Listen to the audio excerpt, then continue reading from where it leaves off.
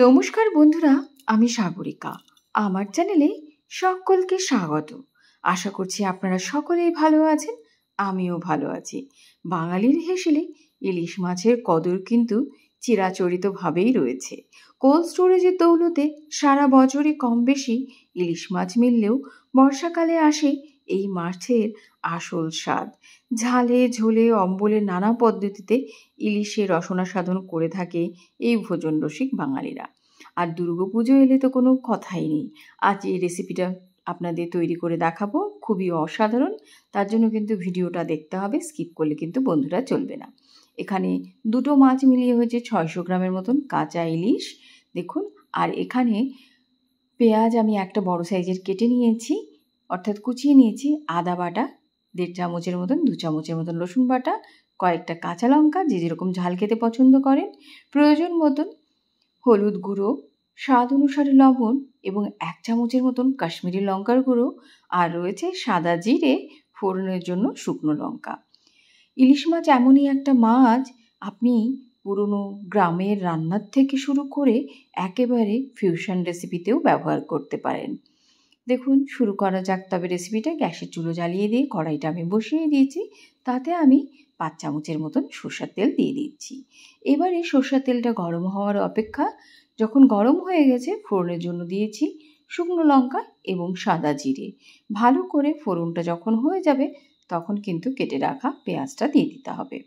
এই যে দেখুন, রাফলি চপ করে নিয়েছি, মিহিভাবে না কাটলেও হবে, কিন্তু পেঁয়াজটাকে ভালো করে লাল লাল করে একটু ভেজে নিতে হবে, অর্থাৎ সোনালি করে ভাজবেন।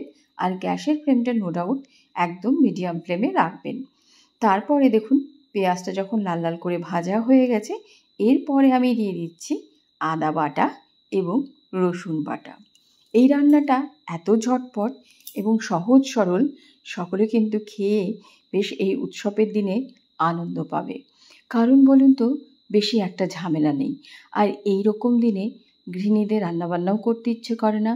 রেস্টুরেন্টে গিয়ে আপনি কন্টিনেন্টাল থেকে শুরু করে চাইনিজ থেকে শুরু করবেন, কিন্তু এই রেসিপি বাড়ি যদি তৈরি করে সকলকে একবেলাও খাওয়ান অন্তত পক্ষে, সকলে কিন্তু আনন্দে মেতে উঠবে। তারপরে দিয়ে দিচ্ছি দেখুন স্বাদ অনুসারে লবণটা, প্রয়োজন মতন হলুদ গুঁড়ো এবং 1 চামচের মতন আমি শুকনো লঙ্কার গুঁড়ো, অর্থাৎ কাশ্মীরি লঙ্কার গুঁড়ো। অসাধারণ কালার হয় বন্ধুরা। দেখতেই পাচ্ছেন যৎসামান্য মশলা দিয়ে একদম একটা ঝটপট রেসিপি। 12-13 মিনিটের মধ্যেই কিন্তু আপনার রান্না কমপ্লিট হয়ে যাবে। গ্যাসের ফ্লেম মিডিয়াম অবস্থাতেই রাখবেন আর সুন্দরভাবে মশলাটাকে কষাবেন। এই কারণেই কষাবেন যাতে পেঁয়াজ রসুনের কাঁচা গন্ধ না থাকে। আর দেখুন, জল দিয়েছিলাম একটুখানি যাতে মশলাগুলো না পুড়ে যায়। এবারে কাঁচা লঙ্কাটা আমি দিয়ে দিচ্ছি। আমি কিন্তু এখানে ওই ভেঙেই দিয়েছি সুমিষ্ট ঝালের জন্য। আপনারা চাইলে পরে চিড়েও দিতে পারেন, বেটেও দিতে পারেন। এবার ইলিশ মাছটা দেখুন কেটে ধুয়ে পরিষ্কার করা রয়েছে। আমি কিন্তু ইলিশ মাছে লবণ হলুদও পর্যন্ত মাখাইনি। ছোট সাইজের ইলিশ মাছ, কাঁচা ইলিশ, অথচ কিন্তু খুব সুস্বাদু ছিল মাছটা। এবারে সম্পূর্ণ দুটো মাছই নিয়েছি, নিয়ে জাস্ট এই মাছটা কিন্তু মশলার সঙ্গে কষাবো। একদম অসাধারণ একটা রান্না। আর এতে কিন্তু একটা সিক্রেট মশলা পড়বে, তার জন্য মাছের রেসিপিটা আরও 4 গুণ স্বাদের হয়ে যাবে। দেখতে থাকুন, ভীষণ ভালো লাগবে। নো ডাউট এই রেসিপিটা এই দুর্গাপুজোয় ট্রাই করবেন। ভুরি ভোজের আসর তো বসবেই, তার সঙ্গে আড্ডাও বসবে, গল্পেও মাতোয়ারা হবে, আর গৃহিণীদের সময়ও কম লাগবে। এই রকম একটা রেসিপি আর একটু গরম গরম ভাত থাকলে অনায়াসে খাওয়া কিন্তু তৃপ্তি আকারে হয়ে যাবে। তারপরে দেখুন, মাছটা খুব সুন্দরভাবে কষিয়ে নিয়েছি। এবারে আমি 2 কাপের মতন জল দিয়ে দিচ্ছি।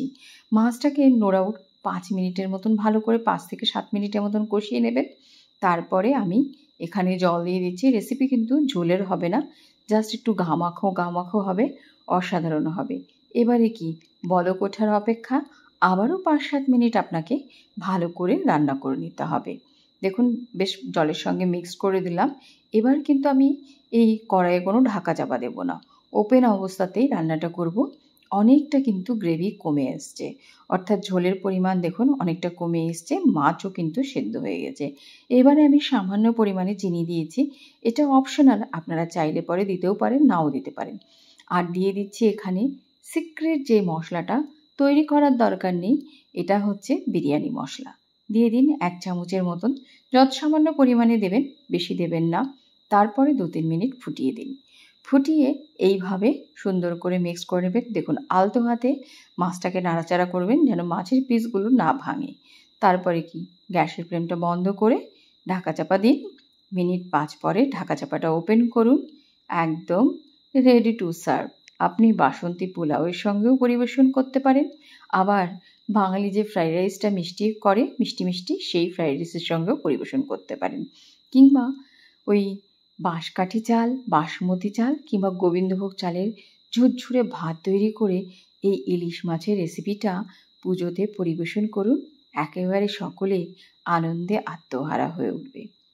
সকলের পুজো যেন খুব ভালো কাটুক এই প্রার্থনাই করি। আর বিভিন্ন রকম ছোট্টখাট্টো রেসিপি তৈরি করে সকলকে খাওয়ান। রেস্টুরেন্টে নো ডাউট খাবেন, কিন্তু ঘরের স্বাদ তো পাবেন না। এ এক অতুলনীয় স্বাদ। ভিডিওটি যারা যারা দেখছেন তারা অতি অবশ্যই কমেন্ট করুন এবং তাদের সকলকে অসংখ্য অসংখ্য ধন্যবাদ। সকলে সুস্থ থাকুন, আরোগ্য থাকুন, মা সকলকেই দুহাত ভরে আশীর্বাদ করুন এই কামনা রইল। আর আজকে এই পর্যন্ত, আবারও দেখা হবে।